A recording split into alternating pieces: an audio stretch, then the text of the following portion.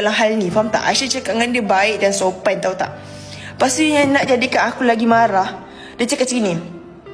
Dia cakap barang akak bukan ada satu, ada 3 beg nak angkat dengan kerusi panjang. Nak naik tingkat 9, tak boleh ke tolong bawa barang? Aisyah macam Aisyah diam lah, sebab Aisyah macam tak tahu nak cakap apa, faham tak? Aisyah macam diam je. Aisyah diam for 5 minit. Lepas tu kau nak tahu apa yang lagi sakit hati? Tiba-tiba lepas 5 minit tu dia cakap macam ni, ataupun awak boleh cari rumah yang rumah bawah, akak boleh angkut 2-3 kali, awak tak payah angkat. Dia macam nak pilih Aisyah sebab Aisyah, dia macam pilih Aisyah sebab Aisyah diam pasal dia minta tolong angkat barang.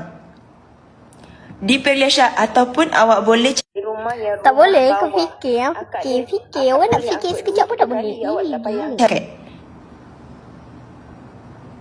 Lepas Aisyah macam,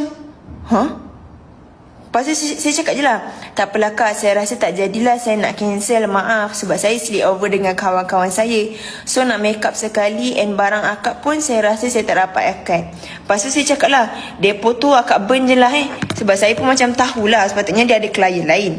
Tapi dia ambil Aisyah sebab Aisyah minta dulu sebelum klien yang tu, faham tak? So Aisyah kata depo tu burn je lah. Aisyah bagi depo tu burn sebab macam kesian lah kat dia, dia tolak customer lain sebab ni, faham tak? Aku macam geram sangat sebab Aisyah dah geram dengan dia ni tau, sebab dia macam pilih-pilih Aisyah kan. Aisyah geram dengan dia, Aisyah macam Aisyah dah terdetik tau. Dalam hati Aisyah dah terdetik dah nak sebarkan pasal dia ni. Tapi Aisyah macam tak baik lah. Sebab apa kita nak cerita pasal orang kan, sebab apa kita nak cakap pasal orang. Lepas tu kau tahu tak, dia lah